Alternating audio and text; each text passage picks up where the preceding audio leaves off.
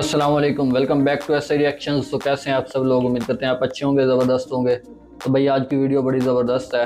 America और India का comparison है मिलिट्री में। चलें तो इसको देखते हैं, फिर बात करते हैं कि दोनों की फौज में आखिर फ़र्क क्या है। इनकी तादाद में ज़्यादा होगी वैसे इंडिया की, तो है ना। वैसे भी देखते हैं टेक्नोलॉजी वाइज वैसे भी एडवांस कौन सी है। दोस्तों, यूं तो भारत एक गुट निरपेक्ष देश है जो कि किसी एक देश या देशों के समूहों की विचारधारा का हिस्सा बनने से अक्सर दूर ही रहता है। लेकिन विश्व राजनीति के बदलते समीकरणों को देखते हुए व अन्य देशों के बीच रिश्तों में बढ़ रहे तनाव के चलते भारत हमेशा ही प्रत्येक देश के साथ मित्रतापूर्ण संबंध बनाकर नहीं रख सकता और अपने इंटरेस्ट को ध्यान में रखते ये तो हुए बड़ी ज़बरदस्त हिंदी बोली हुई है, समझ ही नहीं आ रही। भारत को किसी दूसरे पक्ष के साथ अपने संबंधों को रडार पर रखना ही होगा, या फिर भारत को अंतर्राष्ट्रीय स्तर पर अपने आप को इतना मजबूत व प्रभावशाली बनाना होगा कि भारत चाहे जो भी फैसला ले, दुनिया के बाकी देशों को भी उसे स्वीकार करना ही पड़े। फिलहाल अमेरिका आर्थिक, राजनीतिक व सैन्य रूप से दुनिया में कुछ इसी प्रकार की सुपर पावर के रूप में अपनी छवि बना चुका है, जहां अमेरिका की हर एक चाल को दुनिया के बाकी देश भी उसी के नजरिए से देखते हैं। लेकिन अमेरिका के बाद चीन व भारत जैसे बड़े और ताकतवर देशों के पास भी यह मौका है कि वे तेजी के साथ इन तीनों ही क्षेत्रों में विकास करते हुए अमेरिका की बादशाहत को चुनौती दे सकें। इस वीडियो में हम जानेंगे कि वर्ल्ड सुपर पावर बनने की इस रेस में अमेरिका के सामने फिलहाल भारत किस लेवल पर है। ये जानने के लिए आइए करते हैं इस वीडियो में भारत और अमेरिका की करंट फायर पावर के बीच एक क्विक कंपैरिजन। लेकिन वीडियो में आगे बढ़ने से पहले आपके लिए एक सवाल, प्रीडेटर किस देश का unmanned aerial vehicle drone system है, रशिया या अमेरिका? यदि आपको इसका जवाब मालूम है तो कमेंट में लिखकर बताएं। साथ ही जानकारी पसंद आए तो वीडियो को लाइक एंड शेयर करते हुए चैनल को सब्सक्राइब करना ना भूलें। अब चलिए शुरू करते हैं इनके बीच कुछ बेसिक फैक्ट्स के आधार पर कंपैरिजन से। सबसे पहले बात करें टोटल जियोग्राफिकल एरिया की, तो अमेरिका दुनिया का 9.8 मिलियन स्क्वायर किलोमीटर का एरिया अकेला ही कवर करता है, तो वहीं भारत दुनिया का 3.2 मिलियन स्क्वायर किलोमीटर का एरिया कवर करता है। भारत से भी 3 गुना बड़ा है ये। तो अमेरिका के पास इस समय 33 करोड़ से भी ज्यादा की पॉपुलेशन हो चुकी है। भारत दुनिया का दूसरा सर्वाधिक पॉपुलेशन वाला देश है, जिनकी जनसंख्या 140 करोड़ का आंकड़ा क्रॉस कर चुकी है। नॉमिनल जीडीपी में अमेरिका दुनिया की सबसे बड़ी अर्थव्यवस्था रखने वाला देश है, जिनकी current nominal GDP 25 trillion dollar value की आंकी जा रही है। भारत की current nominal GDP 3.7 trillion dollar value बहुत पीछे है इसमें। है। अमेरिका दुनिया में सबसे ज्यादा डिफेंस पर खर्च करता है। इस साल के लिए इनका डिफेंस बजट 850 से 900 बिलियन डॉलर वैल्यू का रह सकता है। भारत इस साल अपने डिफेंस पर 72 बिलियन डॉलर वैल्यू से ज्यादा का खर्च करने वाला है। वर्ल्ड पावर रैंकिंग में अमेरिकन मिलिट्री इस समय दुनिया की सबसे ताकतवर सेना है। इंडियन मिलिट्री इस समय दुनिया की चौथी सबसे ताकतवर फौज है। इसके बाद बात करें जमीनी पावर की, तो इस फील्ड में एक्टिव ड्यूटी पर्सोनेल की करीबन 14 लाख यूनिट्स अमेरिकन मिलिट्री की तीनों ही ब्रांचों में हैं। इंडियन मिलिट्री की तीनों ही ब्रांचों में 14.5 लाख से ज्यादा एक्टिव ड्यूटी पर्सोनेल अवेलेबल है। मेन बैटल टैंक्स की 5,500 से ज्यादा यूनिट्स अमेरिकन आर्मी के पास हैं। इंडियन आर्मी के पास 4600 से ज्यादा मैन बैटल टैंक्स बताए जाते हैं। सेल्फ प्रोपेल्ड हविजर्स की 1000 से ज्यादा यूनिट्स अमेरिकन आर्मी के पास हैं। इंडियन आर्मी के पास करीबन 100 सेल्फ प्रोपेल्ड हविजर्स इस समय एक्टिव हैं। टाउड यानी फील्ड हविजर्स की 1300 से ज्यादा यूनिट्स अमेरिकन मिलिट्री के पास हैं। इंडियन मिलिट्री के पास 3300 से ज्यादा फील्ड हविजर्स बताई जाती हैं।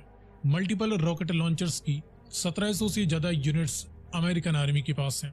इंडियन आर्मी के पास 1500 से ज्यादा मल्टीपल रॉकेट लॉन्च सिस्टम्स हैं। इसके बाद देखें एयर पावर, तो इस फील्ड में मिलिट्रीज द्वारा ऑपरेट किए जाने वाली विभिन्न प्रकार के टोटल मिलिट्री एयरक्राफ्ट्स की 13,300 से ज्यादा यूनिट्स अमेरिका के पास हैं। इंडिया के पास 2300 से ज्यादा टोटल मिलिट्री एयरक्राफ्ट्स अवेलेबल हैं। इनमें फाइटर और इंटरसेप्टर्स जैसी मल्टी रोल जेट्स की 2000 से ज्यादा यूनिट्स अमेरिकन मिलिट्री के पास हैं। इंडियन मिलिट्री के पास 550 से ज्यादा मल्टी रोल जेट्स अवेलेबल हैं। डेडिकेटेड ग्राउंड अटैक एयरक्राफ्ट्स और बॉम्बर एयरक्राफ्ट्स की 800 से ज्यादा यूनिट्स अमेरिकन मिलिट्री ऑपरेट करती है। इंडियन मिलिट्री 120 से ज्यादा ग्राउंड अटैक एयरक्राफ्ट्स ऑपरेट कर रही है। कॉम्बैट यानी अटैक हेलीकॉप्टर्स की 1000 से ज्यादा यूनिट्स अमेरिकन मिलिट्री के पास हैं। इंडियन मिलिट्री के पास करीबन 130 अटैक हेलीकॉप्टर्स अवेलेबल हैं। मास डिस्ट्रक्शन की न्यूक्लियर वारहेड्स की 5400 से ज्यादा यूनिट्स अमेरिका के पास इस समय मौजूद हैं। इंडिया के पास 160 से ज्यादा न्यूक्लियर वारहेड्स होने की संभावना है। इसके बाद नेवल पावर में बड़े एयरक्राफ्ट कैरियर्स की 11 यूनिट्स अमेरिकन नेवी ऑपरेट कर रही है। इंडियन नेवी के पास फिलहाल 2 ही एयरक्राफ्ट कैरियर्स हैं। एम्फीबियस वॉरफेयर शिप्स में हेलीकॉप्टर कैरियर्स की 9 यूनिट्स अमेरिकन नेवी के पास हैं। इंडियन नेवी के पास कोई हेलीकॉप्टर कैरियर शिप नहीं है। डिस्ट्रॉयर शिप्स की 92 यूनिट्स अमेरिकन नेवी के पास हैं, जिसमें 20 क्रूजर्स एंड बैटल क्रूजर्स भी शामिल हैं। इंडियन नेवी के पास 11 डिस्ट्रॉयर शिप्स हैं। अमेरिकन नेवी के पास फिलहाल कोई फ्रिगेट शिप नहीं है। इनके निर्माण पर ये काम कर रहे हैं। इंडियन नेवी के पास 12 एक्टिव फ्रिगेट्स बताई जाती हैं। अमेरिकन नेवी के पास कॉर्वेट के बजाय 23 लेटरल कॉम्बैट शिप्स हैं। इंडियन नेवी के पास फिलहाल 19 एक्टिव कॉर्वेट्स हैं। सबमरीन्स में अमेरिकन नेवी 68 सबमरीन्स ऑपरेट कर रही है। इंडियन नेवी के पास फिलहाल 17 एक्टिव सबमरीन्स मौजूद हैं। सो फ्रेंड्स, ये रहा वर्तमान समय में अमेरिकन मिलिट्री की पावर के सामने इंडियन मिलिट्री की करंट फायर पावर। आगे आप किस टॉपिक पर वीडियो देखना चाहते हैं, अपनी राय कमेंट में लिखकर बताएं। तो कैसा लगा भाइयों? तो कंपैरिजन में ना, अच्छा मुझे आज पता चला है कि इंडिया से 3 गुना बड़ा यूएसए है और पाकिस्तान से 5 गुना बड़ा तकरीबन इंडिया है। हिसाब लगा लो पाकिस्तान से यूएसए कितना बड़ा है। बिल्कुल, वैसे कंपैरिजन भी नहीं बनता इनका ना। वो अमेरिका तो बहुत आगे है अभी तो, यानी कि इनको compete करने के लिए बहुत टाइम है और बहुत ज़्यादा तरक्की करने की ज़रूरत है, क्योंकि अमेरिका भी तरक्की कर रहा है ना। उसको हरा कर ऊपर जाना ये बहुत बड़ा चैलेंज है। पाकिस्तान तो वैसे ही नहीं इस चैलेंज में है बिल्कुल ही। वो तो अपने आप को दावेदार ही नहीं समझता ना सुपर पावर का। लेकिन चाइना और इंडिया तो करते हैं ना कि हम, अगर एक तरीका है ये सारे कंट्रीज मिल जाए ना, चाइना, इंडिया और भी सारे जो इस साइड के देश हैं, पाकिस्तान, ये सारे अगर मिल जाएं और सही तरीके से खित्ते की तरक्की बढ़ाएं अगर, तो है मुमकिन। अदरवाइज अकेला इंडिया तो हमें नहीं नजर आता, दिख रहा दूर दूर भी कि ये बनेगा सुपर पावर, क्योंकि वो बहुत ज़्यादा आ गया हर चीज़ में। तो जो कंपैरिजन चीज़ों की, तो हमें हिंदी में इतनी ज़्यादा समझ नहीं आई क्या क्या बोल रहा था, लेकिन हर चीज़ जो है ना, वो जो भी वो हथियार थे न्यूक्लियर वगैरह, वो तो बहुत ज़्यादा आ गया है। उनके पास 5000, 5500, इनके पास वो उसमें किसी में 160, वो इनके हज़ारों का और हंड्रेड्स में जो इनका कंपैरिजन बन रहा था। तो फिर भी इंडिया जो है ना बहुत ग्रो कर रहा है। कुछ चीज़ों में तो है बिल्कुल लगभग नज़दीक बिल्कुल ना ऐसे, लेकिन उनका बजट बहुत ज़्यादा है। असल वजह यह है कि उसकी वो 27 ट्रिलियन बता रहे, 25 ट्रिलियन उसका बजट है और इंडिया का 3 ट्रिलियन है, 3.5 ट्रिलियन। तो ये बहुत ज़्यादा डिफरेंस है इन दोनों के बीच में ना। लेकिन भाई compete करने की कोशिश तो कर रहा है ना, इरादा तो है ना इसका। इरादा है, लेकिन compete अभी होता भी दिख नहीं रहा। बहुत ज़्यादा तरक्की करने की ज़रूरत है यार। अमेरिका ना बहुत जल्दी दिन ब दिन तरक्की कर रहा है।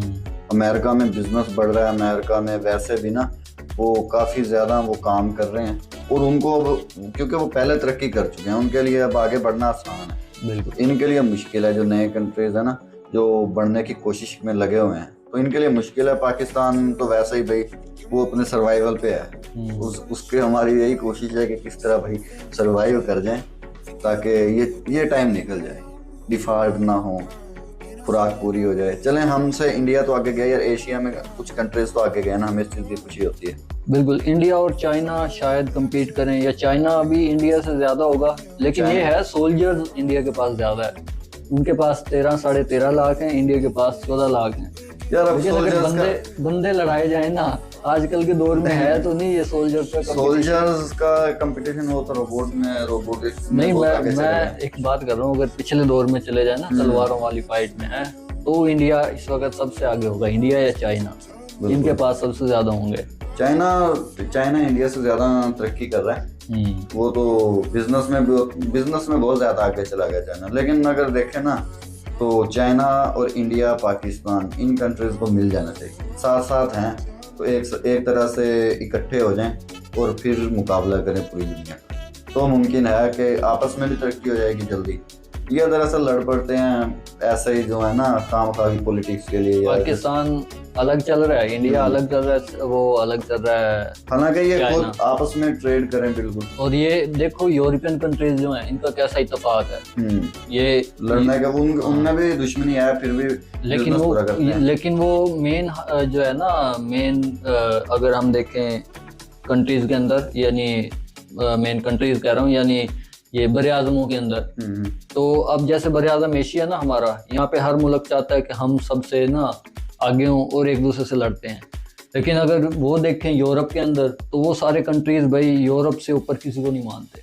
बिल्कुल यार, इनका भला क्या है, ये जैसे बाहर से डॉलर्स में, इनको डॉलर्स का मसला होता है ना, डॉलर्स में खरीदना, ये आपस में ज़्यादातर ट्रेड करें इंडिया पाकिस्तान से, कुछ चीज़ें पाकिस्तान इंडिया भेजे, इंडिया वाले पाकिस्तान, चाइना से तो चल रही है पहले। तो इस तरीके से ना काफ़ी ज़्यादा इंडिया को भी सहूलत मिलेगी, पाकिस्तान को भी। ये जो डॉलर्स का मसला होता है ना, ये ख़त्म हो जाएगा। लेकिन ये है, इंडिया की जो ग्रोथ रेट है ना, वो बहुत ज़्यादा है और बढ़ रहा है, तेज़ी से बढ़ रहा है। ये है कि आइंदा 10 साल 20 साल के अंदर ये कहीं मुकाबले के अंदर जाएगा इंडिया, लेकिन चाइना और इंडिया ये दोनों जाएंगे। तो ये थी आज की वीडियो। आप लोग हमें बताएं कि आप लोगों को नेक्स्ट कंपैरिजन किन कंट्रीज़ के दरमियान में चाहिए, तो उस पर वीडियो बना देंगे। इस वीडियो पे अपना रिस्पॉन्स दें। तो मिलते हैं नेक्स्ट वीडियो में, तब तक के लिए अल्लाह हाफ़िज़।